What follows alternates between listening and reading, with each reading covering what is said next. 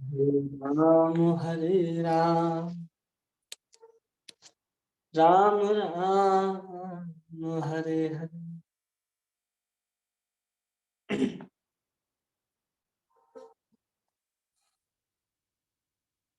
नारायणं नमस्कृत्यं नरं चैव नरोत्तमं देवीं सरस्वतीं व्यासं ततो जयामुदीरये। नष्टप्रायेषु अभद्रेषु नित्यं भागवत सेवया भगवती उत्तम श्लोके भक्तिर्भवति नैष्ठिकी। कृष्णाय वासुदेवाय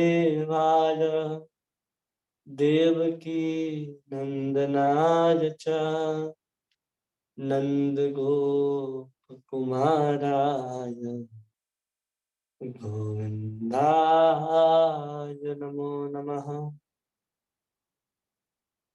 ॐ अज्ञानतिमिरान्धस्य ज्ञानाञ्जनशलाकया चक्षुर्मिलितं येन तस्मै श्री गुरवे नमः। श्रीचैतन्यमनोभीष्टं स्थापितं येन भूतले स्वयं रूप कदा मह्यं ददाति स्वपदान्तिकम्। वन्देऽहं श्रीगुरु श्रीयुतपदकमलं श्रीगुरुं वैष्णवांश नमो विष्णुपादाय कृष्णपृष्ठाय भूतले श्रीमते भक्ति वेदांत स्वामिनिति नामिने। नमस्ते सारस्वते देवे गौरवाणी प्रचारिणे निर्विशेष शून्यवादी पाश्चात्य देशतारिणे। जय श्री कृष्ण चैतन्य प्रभु नित्यानंद श्री अद्वैत गदाधर श्रीवासादि गौर भक्तवृंद। हरे कृष्ण कृष्ण कृष्ण हरे हरे हरे राम राम राम हरे हरे। हरे कृष्ण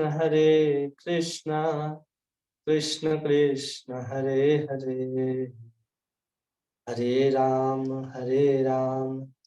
राम राम हरे हरे।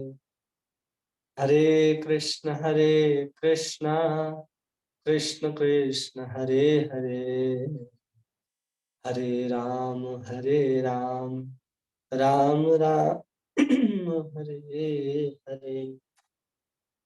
गुरुवे गौरचंद्राय राधिकाय तदानिधे कृष्णाय कृष्ण भक्ताय तद्भक्ताय नमो नमः।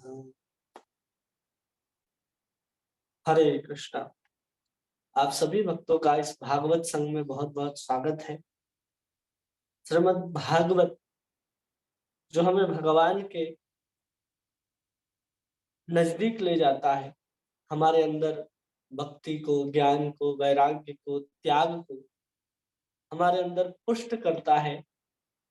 जो साधक भगवान के चरणों तक पहुंचना चाहते हैं, जो भक्त भगवान की कृपा को प्राप्त करना चाहते हैं, अगर उसे भागवत की कृपा प्राप्त हो गई, अगर उसने भागवत का आश्रय ग्रहण कर लिया, तो निश्चित रूप से माना जाता है कि वह भगवान को भी प्राप्त कर लेगा। इसलिए अपने जीवन में कभी भी भागवत को छोड़ना नहीं चाहिए। जब भी हो हमें भागवत का श्रवण करना ही चाहिए। तो आज हम लोग देखेंगे स्कंद 1 अध्याय 5 और श्लोक संख्या 16। कहते हैं विचक्षणो अस्याहति वेदितं विभु रननन्त पारस्य निर्वित्तितः सुखम प्रवर्तमानस्य गुणैरात्मनः सततो भवान् दर्शय चेष्टितं विभुः। कह रहे हैं कि विचक्षणे अस्या अहर्ति वेदितुम विभु, कि आप भगवान असीम है और केवल वही निपुण व्यक्ति इस आध्यात्मिक ज्ञान को समझने हेतु योग्य है जो भौतिक सुख के कार्यकलापों से विरक्त हो चुका है। कह रहे हैं कि विचक्षणो अस्याति वेदितुम विभु। वेदितुम मतलब होता है जानना, विभु मतलब भगवान को कौन जान सकता है? अनंत पारस्य निर्वित्त सुखम, जो किससे विरक्त हो गया है? भौतिक गुणों से विरक्त हो गया है, निर्वित्त हो गया है भौतिक सुखों से। वो व्यक्ति क्या कर सकता है? प्रवृत्ति मानस्य गुणैरात्मनः, जो भौतिक गुणों से पार करके आध्यात्मिक ज्ञान में स्थित है, ततो भगवान दर्शये चेष्टतम विभु, उन्हीं के माध्यम से भगवान के दिव्य लीलाओं को अनुभूति कर सकता है और देख सकता है। कह रहे हैं कि कौन भगवान की लीलाओं को देख सकता है और कौन भगवान की लीलाओं को समझ सकता है? तो यहाँ पर कह रहे हैं कि परम भगवान असीम है, केवल वही निपुण व्यक्ति इस आध्यात्मिक ज्ञान को समझने हेतु योग्य है जो भौतिक सुख के कार्यकलापों से विरक्त हो चुका है। पहला क्वालिफिकेशन क्या बता रहे हैं? जो भौतिक कार्यकलापों से विरक्त हो गया हो। दूसरा, अतः जो मनुष्य भौतिक आसक्ति के कारण सुस्थापित नहीं है, उन्हें परमेश्वर के दिव्य लीलाओं के वर्णन के माध्यम से अनुभूति की विधियां दिखलाओ।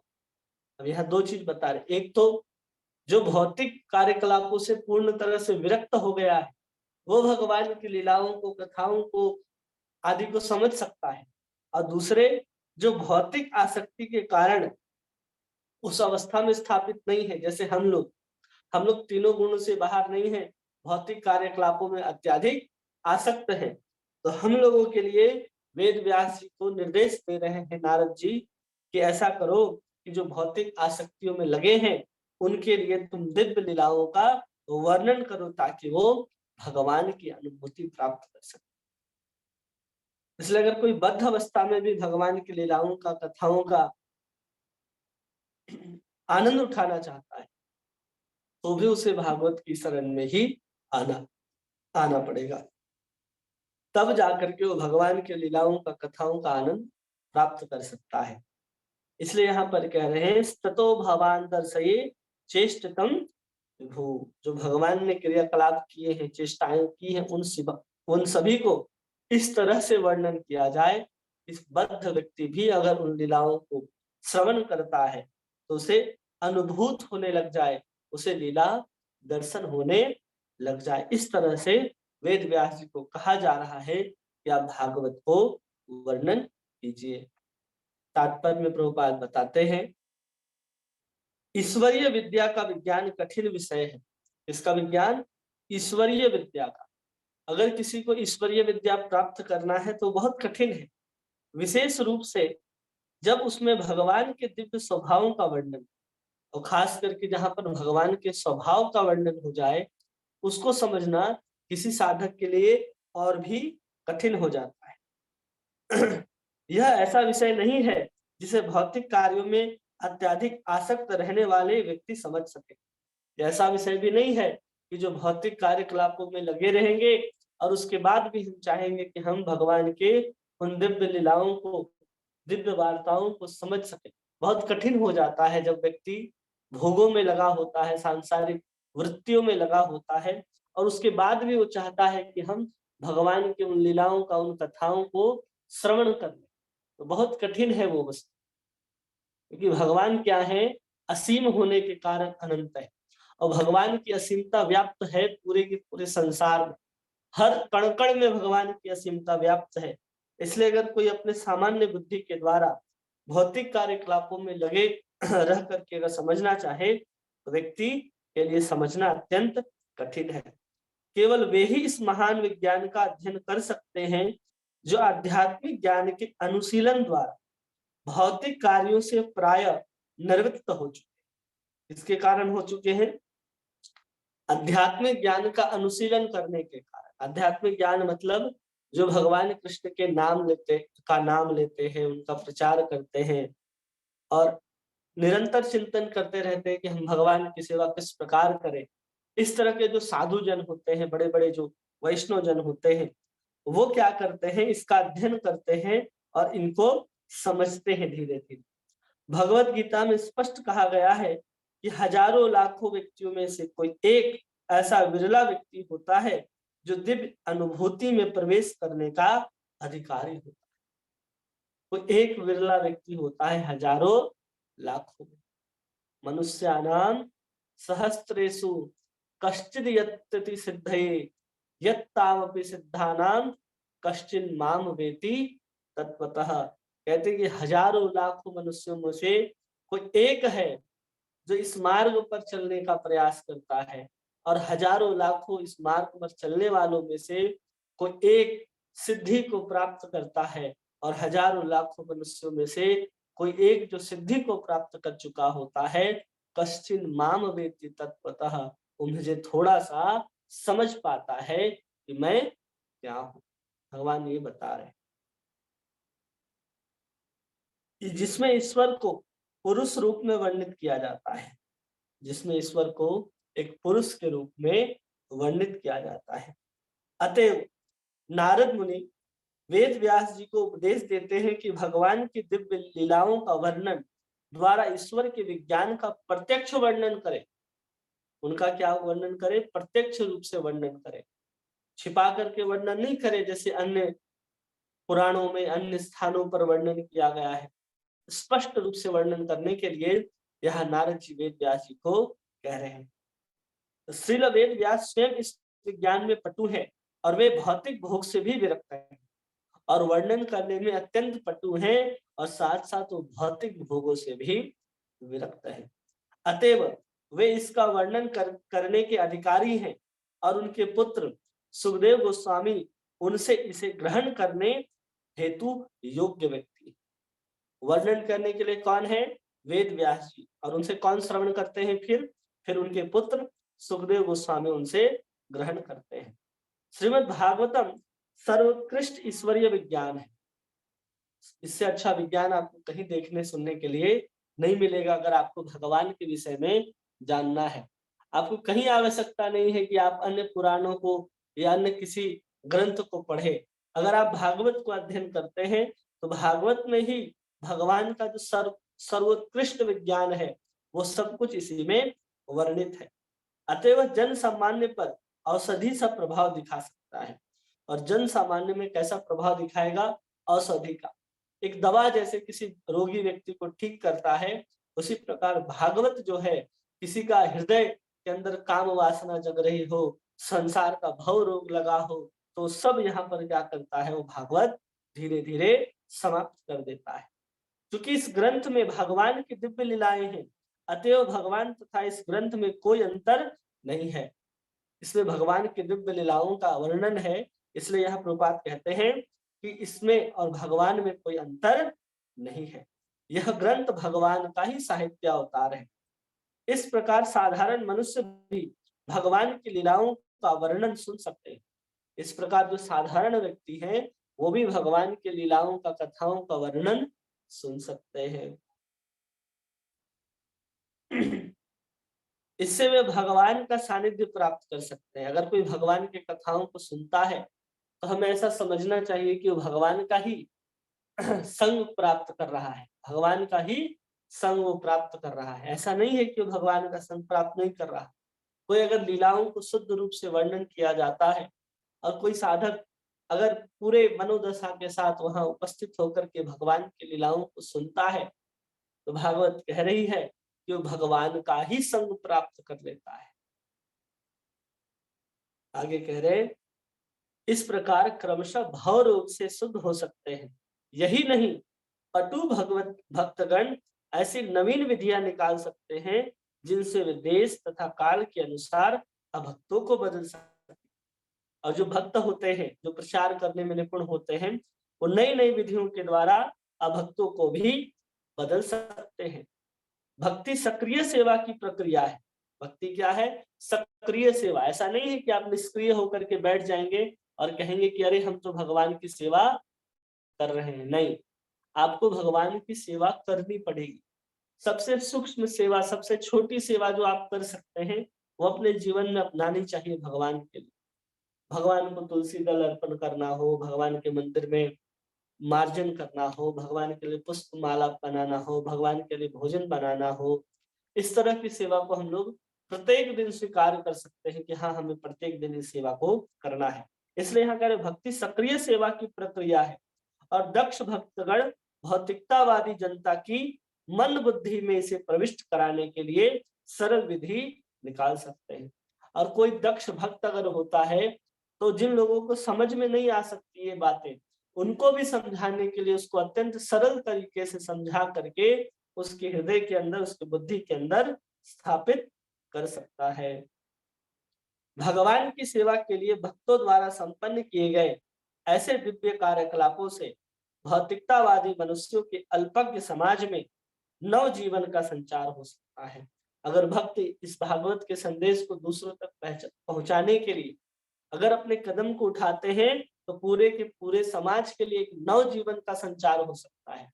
हर व्यक्ति यहाँ पर संसार के ही कार्यकलापों में लगा हुआ है, सांसारिक भोगों को ही भोगने में लगा है, अपने भविष्य की चिंता में लगा है, लेकिन किसी को ये नहीं पड़ी है कि हम इस शरीर को छोड़ने के बाद कहाँ जाने वाले हैं, हम कहाँ से आए थे और इस स्थान पे हमें जन्म प्राप्त हुआ है। और हमारे चारों तरफ की परिस्थिति को आप देखेंगे तो सब के सब नरक में जाने के लिए अपनी दौड़ लगा रहे हैं।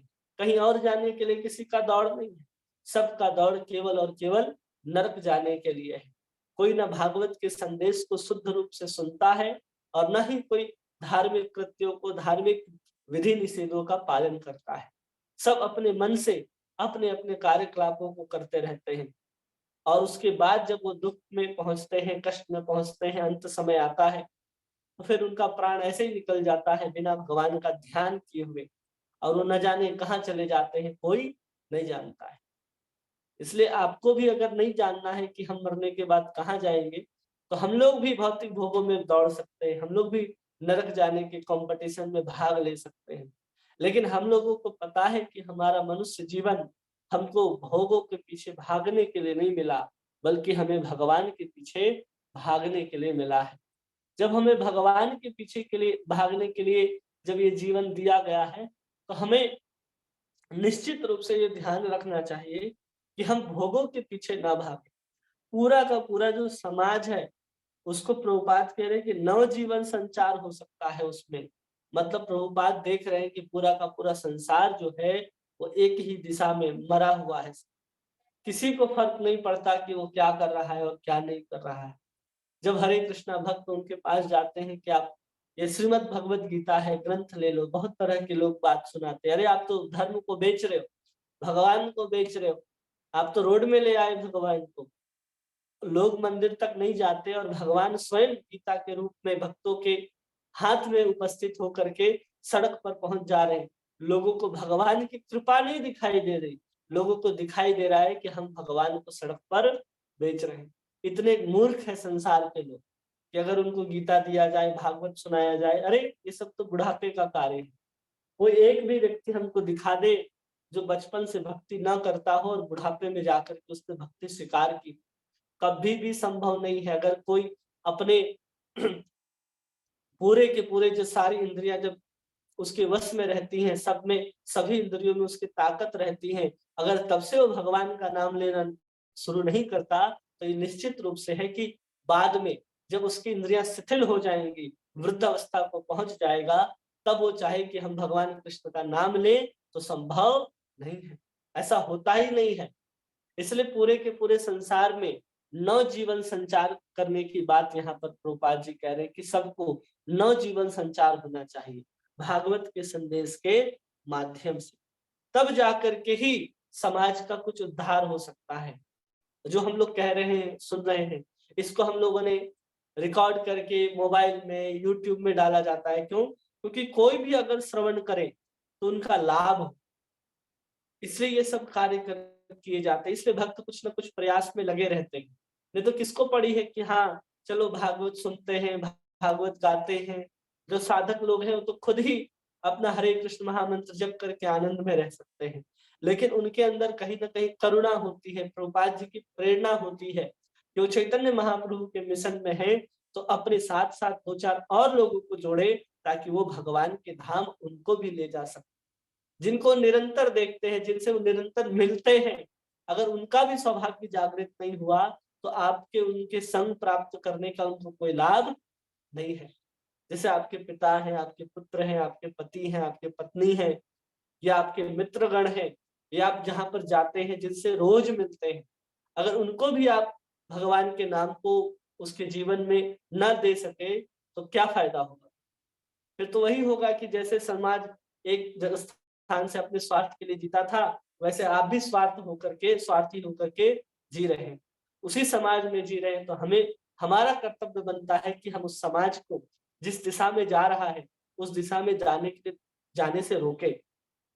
सबसे बड़ा बात क्या है ना, कि वो गलत दिशा में भी चल रहे हैं और उनके उस दिशा में चलने की जो रफ्तार है, स्पीड है, गति है, वो बहुत अधिक है।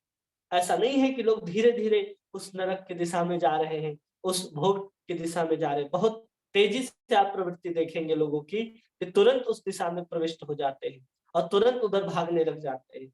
लेकिन अगर हम कम से कम उनकी उस रफ्तार को ना कम कर सके, तो कम से कम दिशा हमें मोड़नी है। अगर हम उनकी दिशा को मोड़ देंगे, तो कम से कम वो जो जा रहे हैं, तो नर्क के अंदर तो नहीं जाएँगे। कम से कम वो भगवान के लीला का, कथा का, नाम का श्रवण करेंगे, तो किसी न किसी रूप से उनका उद्धार होना निश्चित है। चैतन्य महाप्रभु तथा उनके परिवर्ती अनुयायियों ने विशेष दक्षता दिखलाई। चैतन्य महाप्रभु ने और उनके अनुयायियों ने विशेष दक्षता दिखाई है कि उन्होंने ऐसा प्रचार किया है लोगों ने, कि लोग आज हरे कृष्ण महामंत्र जैसे ही सुनते हैं, तो लोगों को सड़ गोस्वामी चैतन्य महाप्रभु याद आते हैं, तुरंत याद आते हैं।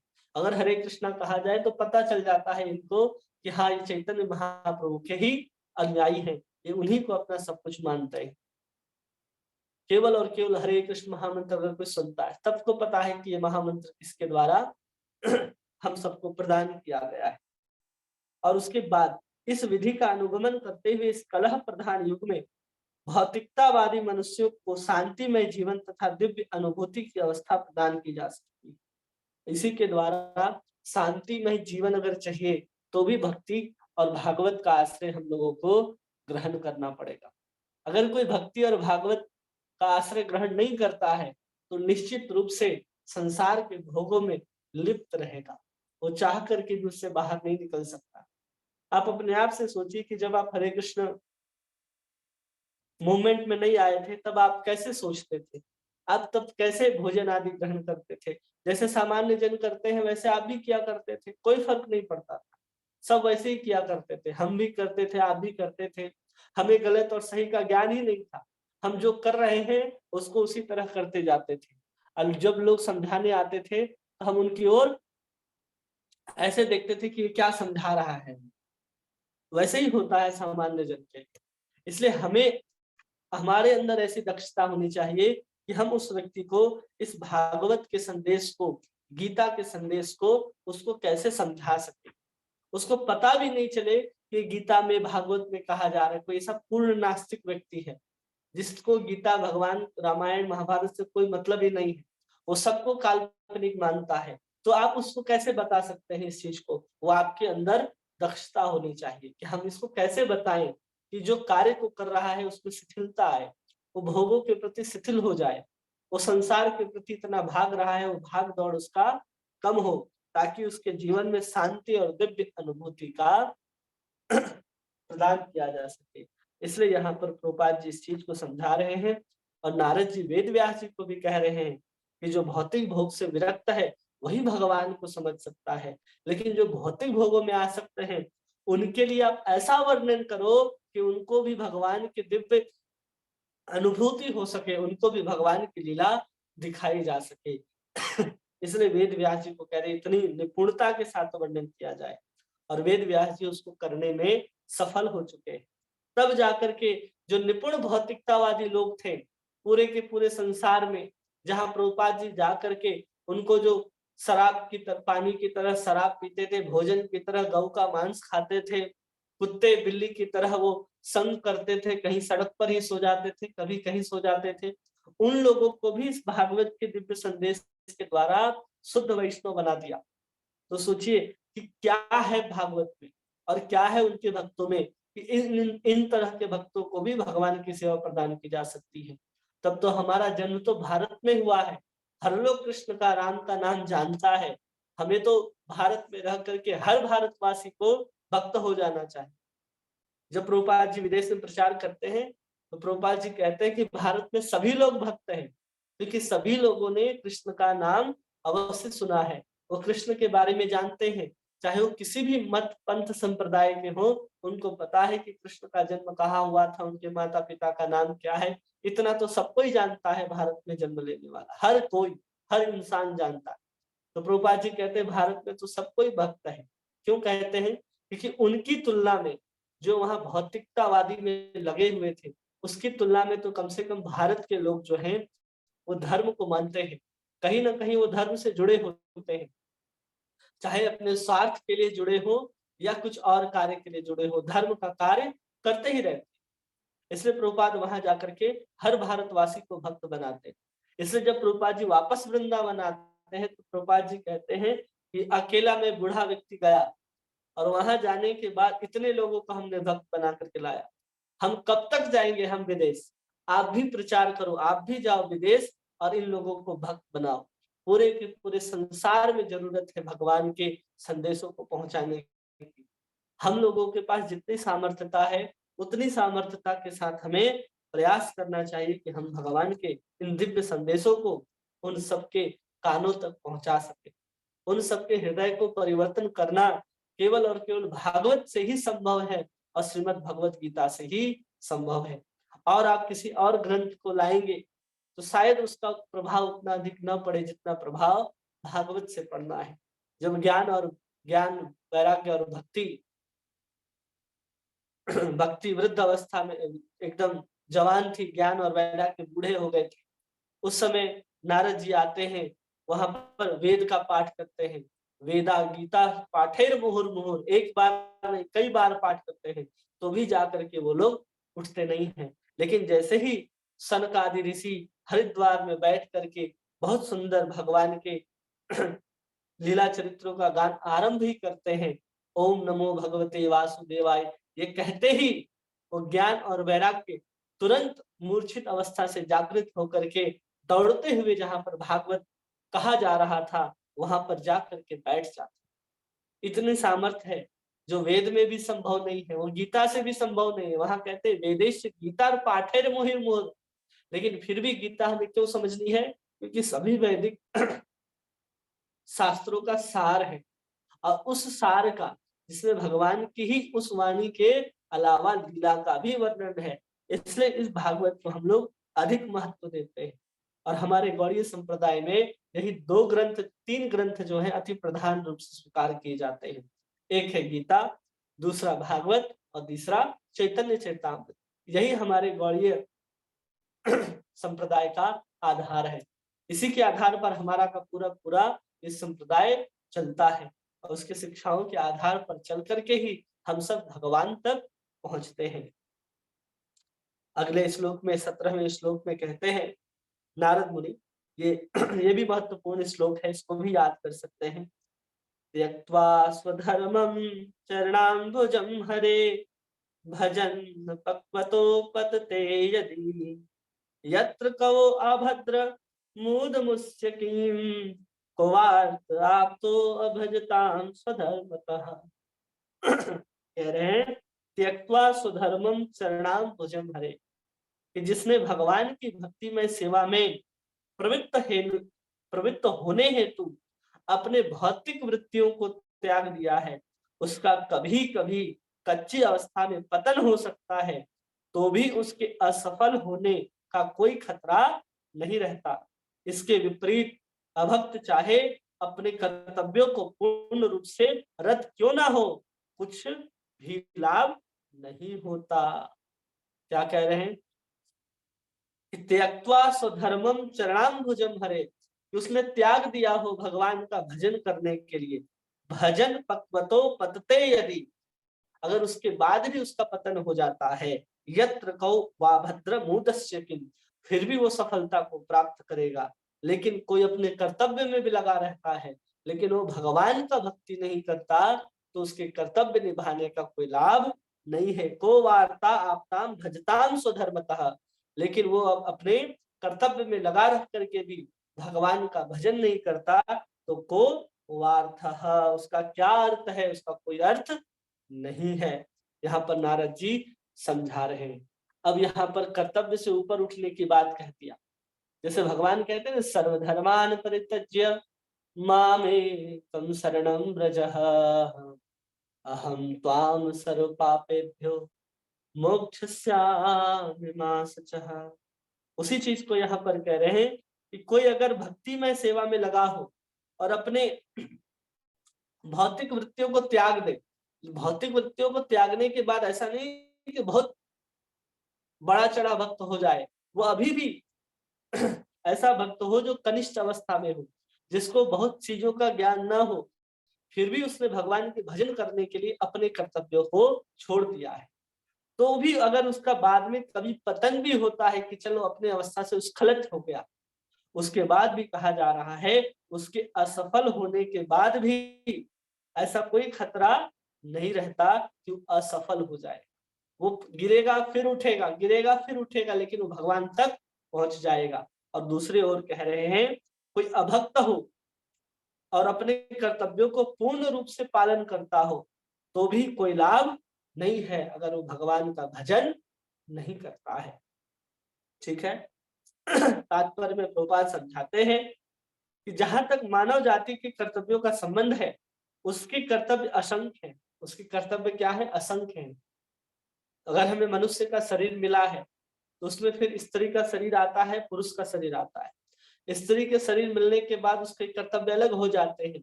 पुरुष के शरीर प्राप्त होने के बाद उसका कर्तव्य अलग हो जाता है। पुरुष पिता बनता है, पुत्र बनता है, स्त्री जो है वो माँ बनती है, पत्नी बनती है, बेटी बनती है। तो इस तरह के कर्तव्य जो हैं उस पिता के अनुसार, उसकी पत्नी के अनुसार, पुत्री के अनुसार बदल जाते हैं। इसी अनुसार यहाँ कहा जा रहा है कि हर कर्तव्य असंख्य होते हैं मनुष्यों के। प्रत्येक व्यक्ति न केवल अपने माता पिता, कुटुंबी, समाज, देश, मानवता, अन्य जीवों तथा देवताओं के प्रति कर्तव्यबद्ध है, कि उनके लिए भी कर्तव्यबद्ध है कि हमें जिस माता पिता ने जन्म दिया है, हमें उसकी सेवा करनी ये कर्तव्य है। और आपके जो परिवारजन है उनका भी ध्यान रखना है।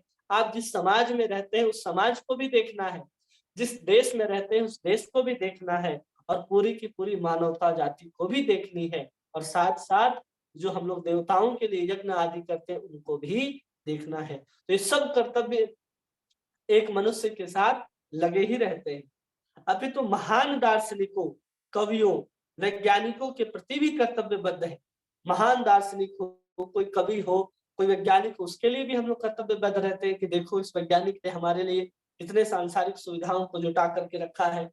शास्त्रों का मत है कि कोई मनुष्य ऐसे समस्त कर्तव्यों को त्याग कर भगवान की शरण ग्रहण कर सकता है। इन सबको त्याग करके भगवान का शरण ग्रहण कर सकता है।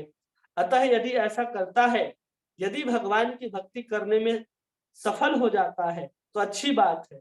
लेकिन कभी कभी ऐसा होता है कि मनुष्य क्षणिक भावावेश में आकर भगवान की सेवा में समर्पित तो हो जाता है, लेकिन बाद में किसी न किसी कारण से, कुसंग के कारण सेवा मार्ग से भटक जाता है। ऐसे बहुत सारे लोग हुए जो सेवा मार्ग से भटक जाते हैं।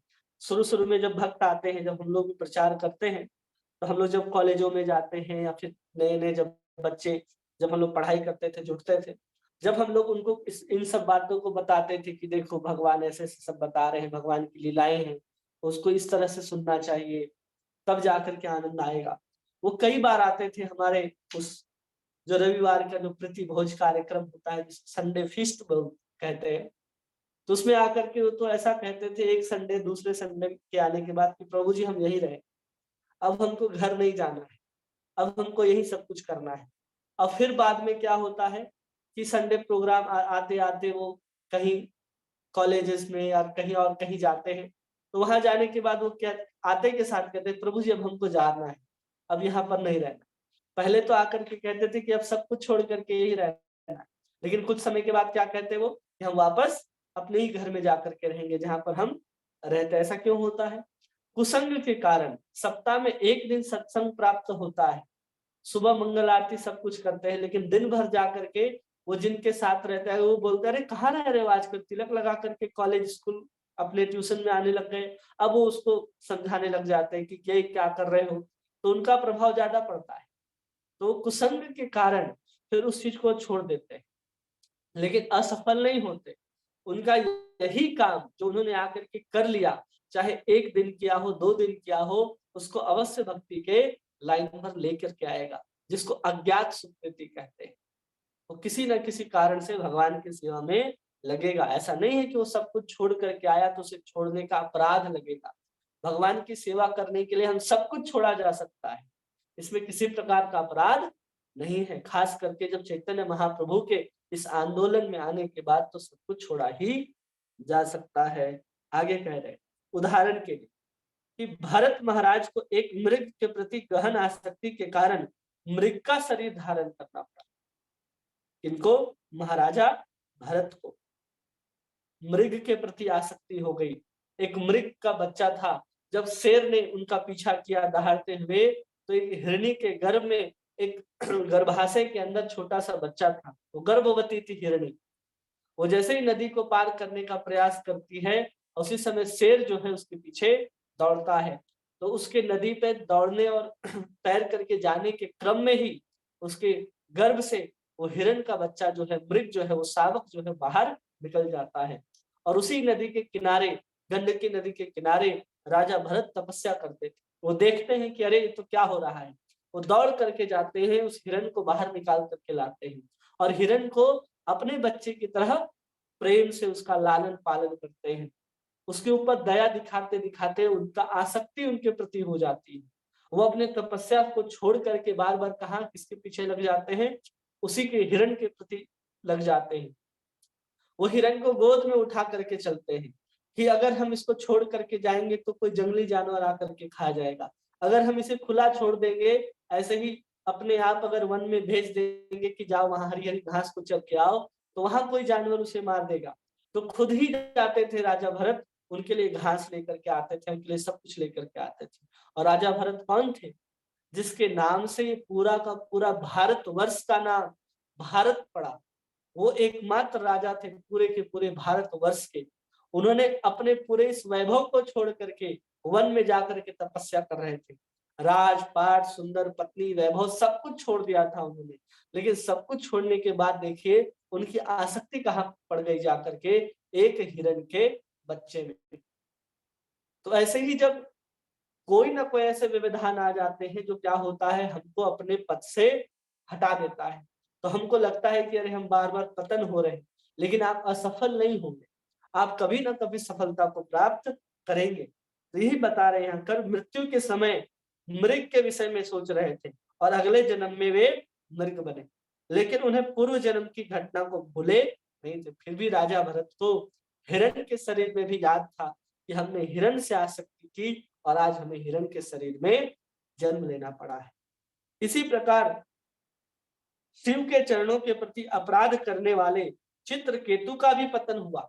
एक चित्रकेतु था जो भगवान विष्णु का भक्त था, लेकिन वो जब हवा के मार्ग से जब उड़ा करता था तो उन्होंने देखा कि भगवान शंकर के गोद में पार्वती जी बैठे हैं और आगे बैठे नारद जी बैठे हैं, वेद व्यास मुनि बैठे हैं, अगस्त ऋषि बैठे हैं, जैमिनी बैठे हैं, भारद्वाज बैठे हैं, ये सब बड़े बड़े ऋषि मुनि बैठे हैं। और पार्वती जी को अपने गोदी पर बिठा करके भगवान शंकर उन लोगों को भगवान की कथा सुना रहे हैं। अब ये चीज को देख करके चित्रकेतु का दिमाग घूम जाता है कि अरे ये तो ब्रह्मचारियों को बिठा करके सामने और एक स्त्री को अपने गोद पर बिठा करके ब्रह्मचर्य का उपदेश दे रहे, भगवान की लीला कथा सुना रहे हैं। ऐसा उनके मन में आ जाता है। तो उस समय फिर अपराध करने के कारण वो चित्रकेतु जो है बाद में एक असुर के रूप में जन्म लेता है, जिसको फिर इंद्र के द्वारा जो वज्र है, उसके द्वारा मारा जाता है, जिसको वत्सासुर कहते हैं। लेकिन फिर भी भगवान के चरण कमलों की शरण ग्रहण करने के बल, यहाँ पर बल दिया जा रहा है। भले ही इसमें नीचे गिरने का भय बना रहता है, क्योंकि यद्यपि मनुष्य भक्ति संबंधी कार्यों से नीचे गिरता है, लेकिन भगवान के चरण कमलों को कभी नहीं भूलता है। अगर कोई भगवान के लिए सब कुछ छोड़ देता है, तो भगवान के चरण कमलों को कभी नहीं भूलता। वो किसी ना किसी रूप में भगवान के चरण कमलों को हमेशा याद रखता है। जैसे जड़ भरत का एक उदाहरण दिया गया, दूसरा राजा चित्रकेतु का उदाहरण दिया गया, जो बाद में असुर बना अपराध के कारण, लेकिन फिर भी वहां जाकर के भगवान की सुंदर स्तुति करता है। हम लोग आगे जब वृत्रासुर का प्रसंग आएगा तो हम लोग पढ़ेंगे कि कितना सुंदर स्तुति करता है वृत्रासुर। भगवान से कहता है कि हमें सिर्फ और सिर्फ भगवान के भक्त जहाँ रहते हैं उन दासों की संगति में रखना। वो भी भगवान से, असुर होने के बाद भी भगवान से ही प्रार्थना करता है। क्यों? कि उसके पूर्व जन्म की सारी गतिविधियां याद है कि हमने कहाँ अपराध किया था। उसी प्रकार जो भक्त होता है, अगर ऐसी अवस्था में कि जब उसे पूर्ण ज्ञान ना हो कि कैसे भक्ति करनी है, भक्ति क्या है, फिर भी वो सब कुछ छोड़ करके आ जाता है, तब समझना चाहिए कि अब वो धीरे धीरे भगवान की ओर सफलता को जरूर प्राप्त करेगा। वो किसी दूषण के कारण, कुसंग के कारण, अपराध के कारण पतन हो सकता है, लेकिन फिर भी उसे उस चीज की चेतना उसके हृदय में बनी रहेगी और पुनः भगवान के शरण में जाएगा। क्योंकि भगवान कहते हैं ना कि कौन्तेय प्रति जाना ही न में भक्त्या प्रणश्यति, कि कौन्तेय ये जान लो कि मेरे भक्तों का कभी विनाश नहीं होता है। क्षिप्रम भवति धर्मात्मा शाश्वत शांति निगच्छति, और जल्द ही धर्मात्मा बन जाएगा और शाश्वत शांति को प्राप्त कर लेगा। इसलिए भगवान के शरण में आए हुए भक्त का कभी भी पतन नहीं होता। कैसा वाला पतन? नाश नहीं होता। वो कभी ना कभी भगवान के शरण में आएगा, इस जन्म में नहीं तो अगले जन्म, लेकिन वो भगवान की भक्ति करेगा और भगवान को प्राप्त करेगा। अगर वो सब कुछ छोड़ करके आ गया है, त्यक्त्वा स्वधर्मम चरणाम भुजम हरे, वो भगवान के शरण में आया हुआ है। आगे कह रहे, लेकिन वह भगवान के चरण कमलों को कभी भी नहीं भूलता। एक बार भगवान की भक्ति में, सेवा में लग जाने पर वह सभी परिस्थितियों में उनकी सेवा में बना रहता है। एक बार कोई भगवान के शरण में आ गया तो किसी भी परिस्थिति में वो भगवान की सेवा में लगा ही रहता है। इधर से ना तो उधर से किसी न किसी रूप में वो सेवा करता ही रहेगा, क्योंकि भगवान के शरण में आया हुआ व्यक्ति को भगवान कभी नहीं छोड़ते। एक बार भी व्यक्ति अगर कह दे कि हम भगवान आपके हैं, तो भगवान उसको छोड़ने वाले नहीं है, कभी भी छोड़ने वाले नहीं। शरणागति ऐसा थोड़ी है कि कहीं मंदिर में जाए और भगवान के चरणों को पकड़ ले, नहीं। अपने मन से, क्रम से, वचन से अगर हम स्वीकार कर लेते हैं कि हम भगवान आपके हैं और भगवान हमारे हैं, तो समझना चाहिए कि भगवान तो आपको छोड़ने वाले फिर नहीं है। उसके लिए किसी अन्य प्रकार की क्रिया की आवश्यकता नहीं है। यहाँ पर सिर्फ अपने भावना की आवश्यकता है कि हम भगवान आपके हैं। और भगवान उस चीज को स्वीकार करते हैं कि अगर कोई दोनों हाथ उठा करके कह दिया कि हम आपके हैं और आप हमारे, वो भजन है ना, हम तुम्हारे हैं प्रभु जी और हम तुम्हारे ही रहेंगे। कि हम भगवान के हैं और भगवान के ही रहेंगे। भगवत गीता में कहा गया है कि थोड़ी सी भी भक्ति मनुष्य को अत्यंत घातक स्थिति से बचा सकती है। कौन सा श्लोक है वो? नेहा भी कर्म नाशो अस्ति प्रत्यवायो न विद्यते स्वल्पमस्य धर्मस्य त्रायते महतो भया। थोड़ी सी भी भक्ति महान घातक स्थिति से बचा सकती है। इतिहास ऐसी घटनाओं के अनेक उदाहरण हैं, जिनमें अजामिल एक है। अजामिल भी क्या किया? अजामिल अपने प्रारंभिक जीवन में भक्त था। वो बहुत सुंदर, वो ब्राह्मण था, अग्निहोत्र ब्राह्मण। हर प्रत्येक दिन यज्ञ किया करते थे वो, उनके पिताजी। तो एक दिन क्या होता है, अजामिल चला जाता है वन के अंदर और लकड़ियां लेकर के आता है, सुंदर सुंदर पुष्प को लेकर के आता है, ताकि यज्ञ संपन्न किया जा सके। यज्ञ की सभी सामग्री को जुटा करके लाता है। उसी दिन अजामिल बहुत सुंदर, बहुत यौवन अवस्था तक पहुंच गया, अपने पिताजी के साथ ये सब भक्तिमय सेवाओं को, क्रियाओं को करते हुए, भगवान के लिए यज्ञ आदि को करते हुए। लेकिन एक बार क्या होता है, जब वो जंगल जाता है तो कोई एक शूद्र जो है वो किसी वैश्या के साथ समागम कर रहा होता है।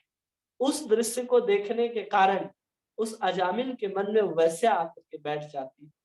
अपने वैवाहिक जीवन में उस वैश्या को, अपनी पत्नी को त्याग देता है और उस वैश्या को अपने घर में ले आता है और उसे उसके 10 संतान होते हैं और आखिरी संतान का नाम किसी साधु के कहने से वो नारायण रखता है। और जब वो नारायण रखता है तो अंत काल में जब उसका शरीर छूट रहा होता है तो अपने छोटे बच्चे के प्रति आसक्त रहने के कारण वो नारायण शब्द पुकारता है और अपने उस सभी पापों से मुक्त हो जाता है। क्यों? तो उसने जीवन के उस अवस्था में भगवान की भक्ति की थी शुरुआत, और बीच में उसका पतन हो गया और वो पतन बीच में हुआ और अंत काल में फिर उसने भगवान का नाम ले लिया उन साधु की कृपा से। और उसके जीवन में जो पुण्य था पहले के, उस पुण्य के कारण उसका पतन नहीं होता है। उस थोड़े से पुण्य के कारण वो महान भय से उसका रक्षा हो जाता है कि किसी वैश्या को अपने घर में ला करके रखता है और दूसरा अपनी पत्नी को त्याग देता है, तो ये दोनों के कारण उसको नर्क जाना पड़ेगा। लेकिन अब भगवान का नाम ले लेता है और कुछ पुण्य उसने किए थे उसके पूर्व, इसके फल स्वरूप उसे नर्क नहीं जाना पड़ता और वह नारायण नाम लेकर के बद्रिका आश्रम में फिर बहुत काल तक भजन करके भगवत धाम चला जाता है। इसलिए अपने जीवन में हम लोगों को क्या देखना है कि अपने सामर्थ्य के अनुसार हमें किसी को भी भगवान के नाम लेने के लिए प्रेरणा देना है। सबसे पहला, अगर जो भी हमसे जुड़े हैं उनको भगवत नाम लेने के लिए हमें समझाना है, जिससे उनका भी लाभ है और आपका भी लाभ है। इसलिए यहाँ वेद व्यास जी को कह रहे नारद जी कि ऐसा वर्णन करो कि सब लोग भगवान की लीला को समझ सके, भौतिक भोगों में आसक्त व्यक्ति भी इस चीज को समझ सके। और दूसरा कह रहे हैं ऐसा लिखने के बाद, अगर व्यक्ति सब कुछ छोड़ करके, अगर अपने कर्तव्यों को छोड़ करके भी आ जाता है, क्यों ऐसा वाक्य कह रहे सीधा यहाँ पर कर्तव्य वाली, क्योंकि बाकी पुराणों में देखेंगे तो आपके कर्तव्यों को पालन करने के लिए इतना जोर दिया गया है कि आपको लगेगा कि हम उस कर्तव्य को छोड़ देते हैं तो हमें नर्क ही जाना पड़ेगा। लेकिन कोई भगवत सेवा के लिए अगर सब कुछ त्याग देता है तो उसे किसी प्रकार का दोष नहीं लगता, क्योंकि दोष है ही नहीं। क्योंकि जो हम आत्मा है, आत्मा अपने धर्म को निभा रहा होता है। हम शारीरिक धर्म को छोड़ देते हैं। शारीरिक धर्म हमारे साथ कब तक रहेगा? जब तक ये शरीर है, और मरने के बाद हमें शारीरिक धर्म से कोई लेना देना नहीं रहता है। उसके बाद कर्म के अनुसार उसकी गति होती है और इस शरीर में कर्तव्य को छोड़कर भगवान की सेवा में लगा था तो किसी प्रकार की गति नहीं होनी, वो भगवत धाम निश्चित रूप से जाता है। इसलिए कोई ये चिंता न करे कि हमारी तो बहुत सारी जिम्मेदारियां हैं, हम उसको ठीक से नहीं निभाते और भजन करते हैं तो कैसे होगा। कई लोग कहते हैं ना कि माँ बाप की सेवा छोड़ करके, समाज की सेवा छोड़ करके तुम भगवान की सेवा में लग जाओगे तो भगवान नहीं मिलेंगे। यहाँ तो ऐसा स्पष्ट रूप से लिखा है कि पतन हो सकता है उस अपराध के कारण, लेकिन वो सफलता जरूर प्राप्त करेगा। वो चार सीढ़ी चढ़े, एक सीढ़ी उतर जाए, फिर लेकिन अंत में वो ऊपर अवश्य चढ़ेगा, अपने चरम शिखर को अवश्य ही प्राप्त करेगा। जैसे उदाहरण के स्वरूप हमने देखा कि चित्रकेतु भगवान शंकर और माँ पार्वती के प्रति अपराध करता है तो असुर बनता है, लेकिन फिर भी उसे कृष्ण के चरण की सेवा याद रहती है, वो कृष्ण की सेवा करते हैं। उसी प्रकार यहाँ जड़ भरत का उदाहरण दिया गया कि जड़ भरत जो है वो हिरण के प्रति आसक्त होने के कारण उनका पतन हो गया, और पतन होने के बाद फिर उन्हें हिरण की योनि प्राप्त हुई और फिर भी उन्हें अपने पूर्व जन्म का याद रहा और भगवान की भक्ति में आ गए। उसी प्रकार अगर कोई भगवान की भक्ति में लगा है किसी न किसी रूप में, इस जन्म में वो सफलता को प्राप्त न कर पाए तो अगले जन्म में भगवान छठे अध्याय के आखिरी आखिरी श्लोक में कहते हैं कि उसे निश्चित रूप से किसी न किसी रूप में अंदर बैठे परमात्मा इस मार्ग पर ला करके स्थापित कर देते हैं। वो कृष्ण की ओर मुड़ ही जाता है, क्योंकि परमात्मा जानते हैं कि ये कहाँ से आया है, कितना इसकी भक्ति आरंभ हुई थी, कहाँ से इसका पतन हुआ है। उन शुभ कर्मों के कारण उसका कभी भी संसार में पतन नहीं होता। इसलिए हम लोगों को अपने कर्तव्य की चिंता कम करते हुए और भगवान की सेवा की चिंता अधिक करनी चाहिए। अगर हम भगवान की सेवा करते हुए कर्तव्य को निभा सकते हैं तो अति उत्तम है। लेकिन अगर हम लोग बहुत ही निकृष्ट अवस्था में, तो पहले अगर आपको लगता है कि नहीं हम अपने कर्तव्य से भाग रहे, पहले आप कर्तव्य पूरा कर लीजिए फिर भगवान की भक्ति कीजिए। लेकिन इसकी कोई आवश्यकता नहीं है, जरूरी नहीं है। लेकिन ऐसा नहीं है कि आप अपने कर्तव्यों को छोड़ दें, क्योंकि आप छोड़ ही नहीं सकते, सबका अपना अपना स्वभाव है। कोई विरला ही व्यक्ति होता है जो अपने इन सबको छोड़ करके साधु बनता है, बहुत ही विरला होता है। इसलिए भगवान कह रहे मनुष्यानाम सहस्त्रेषु कश्चित् व्यक्ति सिद्धयत्तामपि सिद्धानाम कश्चित् माम वेति तत्वतो, बहुत दुर्लभ व्यक्ति है। इसलिए इस श्लोक में यहाँ पर कहा जा रहा है कि उसका कोई कभी पतन नहीं होता। इसलिए भगवान ने कह दिया अर्जुन के साथ कि अर्जुन घोषणा कर दो कि मेरे भक्तों का कभी विनाश नहीं होता है, वो जल्द ही महात्मा बन सकता है। क्षिप्रम भवति धर्मात्। इसलिए अपने अपने योग्यता के अनुसार, अपने संस्कार के अनुसार ही सब भजन में आते हैं।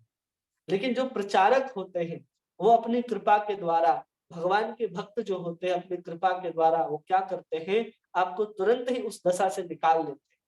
वो उनके अंदर सामर्थ्य होती है कि आप इतने बहुत भोगों में आसक्त रहते हैं, लेकिन किसी भक्त का संग प्राप्त करके आप तुरंत उससे निवृत्त हो जाते हैं। जैसे हमने उदाहरण दिया, प्रभुपाद जी जब विदेश गए तो वहां लोग कैसे आसक्त थे भोगों में, कैसे सबको छोड़ करके सब सन्यासी हो गए, सब भारत आ गए, इतने बड़े बड़े मंदिरों को बनाया, हम लोगों को भी कृष्ण भक्ति में आने की प्रेरणा दी। उन लोगों ने जो भोगों में लगे हुए थे, ये सब कैसे संभव हो सका? ये सब किसी भक्त की कृपा से संभव हो सका। वो सबको छोड़ करके आने के लिए तैयार थे।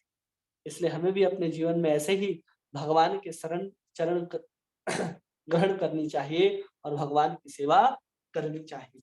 किसी भी भक्त का कोई प्रश्न है जो आप पूछना चाहते हैं, पूछ सकते हैं।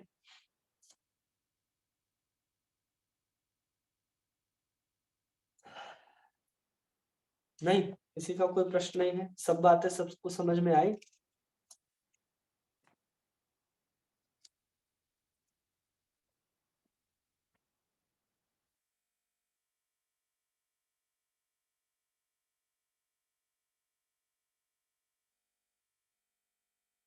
मतलब सबको सब बातें समझ में आई।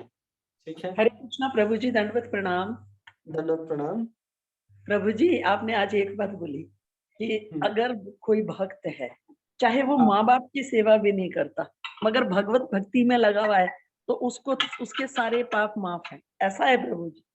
हाँ, यहाँ स्पष्ट रूप से कहा गया ना, त्यक्त्वा स्वधर्मम चरणम भजम हरे, कि अपने स्वधर्म को छोड़ करके वो भगवान के चरणों में शरणागत होकर के भगवान का भजन करता है, तो उसे किसी प्रकार का कोई दोष नहीं लगता। लेकिन अगर कोई केवल कर्तव्य में लगा हुआ है और भगवान की सेवा भक्ति नहीं करता, उसे किसी प्रकार से कोई लाभ नहीं होने वाला। तो सब उदाहरण देते हैं विठ्ठल भगवान का, कि वो तो माँ बाप की ही सेवा करने में लगा हुआ था, फिर उसके पास भगवान क्यों आए? क्योंकि उनके जो माँ बाप थे वो परम भक्त थे। कहीं भी देखेंगे जहाँ पर समाज की या फिर माँ बाप की सेवा करके जो भगवान की प्राप्ति हुई है, भगवत प्राप्ति हुई है, वो सब किसके कारण हुई है? उनके भगवत भक्त होने के कारण। अगर आपके पिता माता अगर भक्त हैं तो आप उनकी भी सेवा करेंगे तो आपको भगवान निश्चित रूप से प्राप्त होने वाले हैं। ऐसा जी भागवत का मत है और नारद जी का ऐसा मत है। इसलिए सबसे मत ऊपर नारद जी है और भागवत है, तो किसी प्रकार का कोई दोष लगने वाला नहीं है। इसलिए ये भागवत जो है ना, वो सब तरह के कर्तव्य क्या, जब वहां मोक्ष तक को भी यहाँ पर छोड़ दिया जा रहा है, तो कर्तव्य तो उसके पीछे ही रह जाता है। क्योंकि भागवत में ज्यादातर जो उपदेश है हमारे आत्म तत्व के उद्धार के लिए दी गई, हमारे आत्मा के उद्धार के लिए दी गई। शरीर के लिए या भौतिक कार्यकलापों के लिए कोई यहाँ पर बहुत कम बातें लिखी गई, इसलिए यहाँ पर ऐसे वाक्य देखने के लिए मिलते हैं। इसलिए घबराने की आवश्यकता नहीं है कि अगर कोई सब कुछ छोड़ करके चला गया। जैसे हम लोग देखते हैं ना आजकल टीवी में कि इस्कॉन में जो भक्त आते हैं, वो माँ बाप रो रहे होते हैं और भक्त बोल रहा है कि हम नहीं जाएंगे, तो लोग कहते हैं इनका ब्रेन वॉश कर दिया गया है। अब यहाँ पर नारद जी ने स्वयं इस बात को कहा है, अब वो इस श्लोक को जानते हैं, इसलिए वो वापस पुनः अपने माँ बाप के पास जाना नहीं चाहते, क्योंकि बोलते अगर हम पुनः चल गए तो हमारा एक बार पतन होना ही होना है। लेकिन हम उनको छोड़ करके यहाँ भगवान की भक्ति करते हैं, तो भगवान की कृपा से हमारा उद्धार हो ही जाए और बाद में माँ बाप भी मान जाते हैं। हम लोगों ने देखा है ये सब चीज। तो जी प्रभु जी, बहुत ही अजीब तरह का आज ये प्रसंग था प्रभु जी, एक तरह से कि सब कुछ छोड़ देना है बस एक बार, तो बस तभी समर्पण जब तक नहीं करेंगे। पर प्रभु जी ये छोड़े कैसे, ये संसार के इतने जो ये कार्य है ना, हमारे जिम्मेवारियां, इनका क्या करें? कई बार उसी तो को मेरा तो भी मन छोड़ने के करता लिए है बात सब कर करी दो जा रही है यार। ना, उसी को तो भगवान कह रहे हैं कि छोड़ना है। जो आप जिसको जिम्मेदारी समझ रहे हैं, वो जिम्मेदारी ही आपको बांधे हुए है संसार में, और कुछ भी बांधा हुआ नहीं संसार में। आपके जो संस्कार हैं, आपको ऐसा लगता है कि हम छोड़ देंगे तो गलत होगा, अपराध होगा। ये जो मानसिकता बनी हुई है आज भी, उसके कारण लोग घबराते हैं। जी ऐसा प्रभु जी। नहीं कि घर छोड़ देना है, सब कुछ छोड़ देना, घर में ही रहना है, सब घर में। कुछ करना है, लेकिन हृदय के अंदर से उनके प्रति मोह, उनके प्रति आसक्ति को धीरे धीरे समाप्त कर देंगे। जी प्रभु जी। ऐसा नहीं है कि भाग जाना है, फिर बोलेंगे अरे देखो हरे कृष्णा वाले तो ये सब सिखाते हैं, सब कुछ छोड़ जी करके भाग जाओ। अपने जी प्रभु। जिम्मेदारियां हैं, घर में है, तो ऐसे निभाना है कि उनको लगे कि हाँ, निभाया जा रहा है। लेकिन वास्तव में वो कहाँ है? भगवान के चिंतन में ही लगा है, भगवान के पास ही लगा हुआ है। जी प्रभु जी।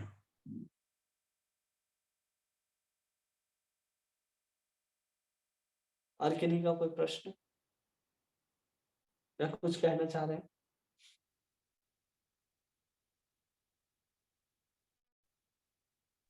हरे कृष्णा प्रभु जी, दंडवत प्रणाम। दंडवत प्रणाम। प्रभु जी, जो आपने समझाया वो अच्छे से समझ आया। मेरा ना एक क्वेश्चन था, इससे हटके था प्रभु जी। मैं ये पूछना चाह रही थी कि वृंदावन में ऐश्वर्य क्यों नहीं है प्रभु जी? वृंदावन में ऐश्वर्य है, लेकिन उस ऐश्वर्य का कोई महत्व नहीं है। ऐसा नहीं है कि ऐश्वर्य नहीं है वहां पर, लेकिन उस ऐश्वर्य के किसी को पड़ी नहीं है।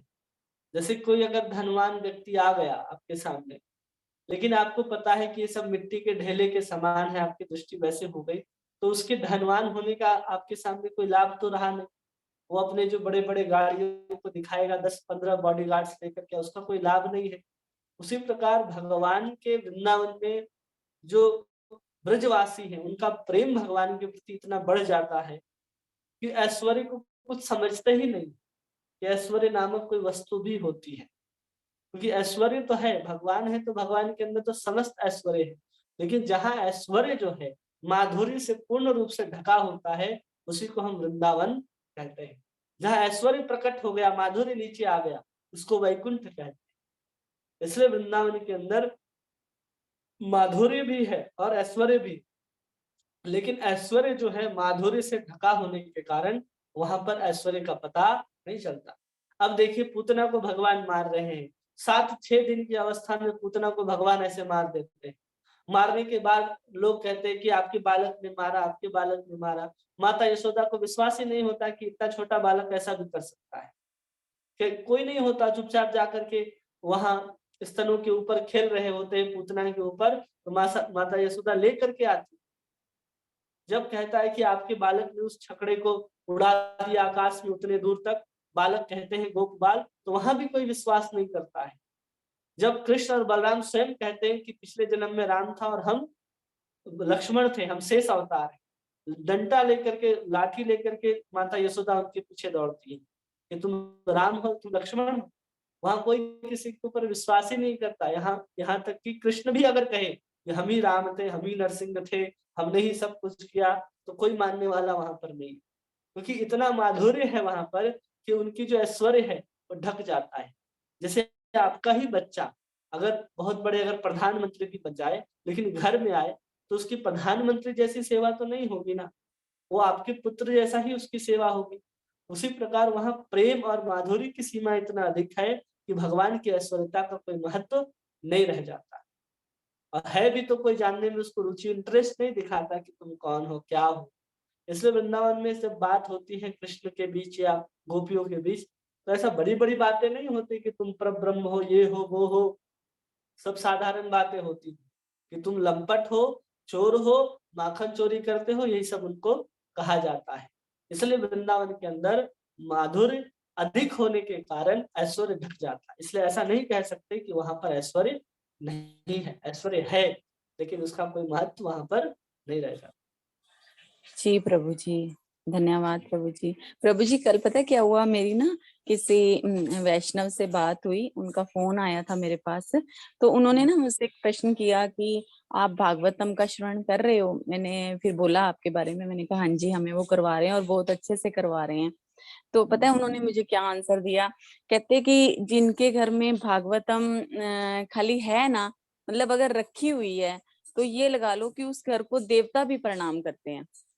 हाँ सही है। वो सुनना तो बहुत वो है, कहते हैं इसको मत छोड़ना, जो मर्जी हो जाए, चाहे आप एक श्लोक से सुनो, जो मर्जी जैसे भी करो, पर आपने जरूर सुनना है। कितनी बड़ी बात भगवान बोली प्रभु जी उन्होंने कि जिस घर में भगवान भागवतम केवल है तो हाँ, देवता भी प्रणाम करते हैं, कहते हैं उनको, उस घर को। भगवान विष्णु जब स्वयं भागवत की महिमा का वर्णन करते हैं तो उस समय ये बात को कहते हैं कि जब जिस घर में भागवत विराजमान हो तो समझना चाहिए कि मैं ही साक्षात उस घर में विराजमान हूँ। इसलिए भगवान कह रहे हैं कि वहां पर देवता भी नमस्कार करते हैं। अगर उस घर में किसी की मृत्यु भी हो जाती है जहां पर भागवत रखा हो तो भी उसकी सदगति संभव है। ये भागवत का महात्मा है, उस ग्रंथ का महात्मा है केवल। ऐसे बहुत सारे घटनाओं को आप देख सकते हैं, सुन सकते हैं, जो हम लोग कभी कभी सुनते हैं किसी के मुख से, अच्छा लगता है कि चलो उनका उद्धार हो गया। कई लोग तो ऐसा वर्णन करते हैं कि उनका शरीर छूटने वाला था और वो दरवाजे के बाहर देखते हैं कि दो यमदूत आकर के खड़े हैं, लेकिन वो दरवाजे के अंदर प्रवेश नहीं कर पा रहे हैं। फिर उनको समझ में नहीं आता है कि ऐसा क्यों हो रहा है, तो देखते हैं कि जिस कमरे में वो लेटे हुए हैं तो वहां पर भागवत के उस ग्रंथ का रखा हुआ है। तो उसके माध्यम से, उसके डर से वो यमदूत प्रवेश नहीं कर पाते उस जीवात्मा को नर्क ले जाने की। उनकी भी इतनी सामर्थ्यता नहीं होती। भागवत वो वस्तु है, भागवत कोई साधारण किताब नहीं है। हम जब तक इसको किताब समझते रहेंगे ना, तब तक हम उद्धार नहीं कर सकते अपना। इसलिए भागवत की भी देखिए, जब कोई भागवत बिठाता है तो वहां पर 7 दिन के लिए जब कथा सुनते हैं तो भागवत की आरती होती है, उनको भोग लगाया जाता है, उनको लोग लेकर के चलते हैं। क्यों? क्योंकि वो भगवान ही है। जो इस सम्मान के साथ भागवत को रखता है अपने घर में, निश्चित रूप से देवता जो है उसके घर को प्रणाम करते हैं। इसलिए हर व्यक्ति के घर में गीता, भागवत, रामायण होना ही चाहिए, रखना ही चाहिए। न पढ़ सको कोई बात है, तो कम से कम कोई ना कोई तो पढ़ ही लेगा। ठीक है।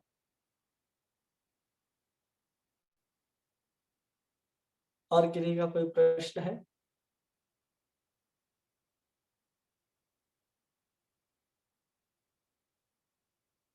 कुछ कहना चाहते हैं कोई? सबका हो गया प्रश्न?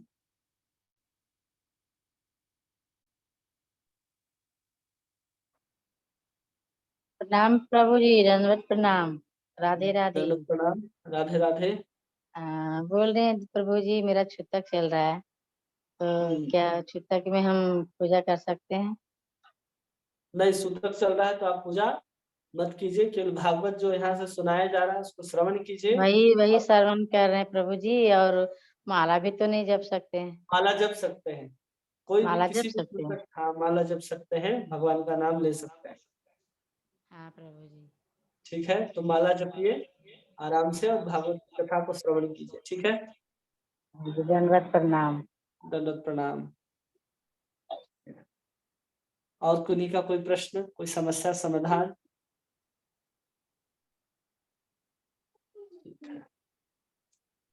हरे कृष्णा कृष्ण कृष्ण हरे हरे, हरे राम राम राम हरे हरे। वाञ्छाकल्पतरुभ्यश्च कृपा सिन्धु वहेव च, पतितानां पावनेभ्यो वैष्णवेभ्यो नमो नमः। अनंत कोटि वैष्णव वृंद की जय। नामाचार्य श्री हरिदास ठाकुर की जय। हरे कृष्ण महामंत्र की जय। श्री श्री राधा माधव अष्ट सखी वृंद की जय। श्री श्री गौर निताई भगवान की जय। श्री श्री जगन्नाथ बलदेव सुभद्रा महारानी की जय। श्री श्री राधा रमण लाल की जय। श्री वृंदावन धाम की जय। ग्रंथ राज श्रीमद् भागवत महापुराण की जय। श्रील प्रभुपाद की जय। आप सभी भक्तों का बहुत बहुत धन्यवाद। हरे कृष्ण। हरे कृष्ण प्रभु जी, दंडवत प्रणाम। दंडवत प्रणाम। हरे कृष्ण, दंडवत प्रणाम। हरे कृष्ण प्रभु जी, दंडवत प्रणाम। दंडवत प्रणाम। दंडवत प्रणाम प्रभु जी। दंडवत प्रणाम।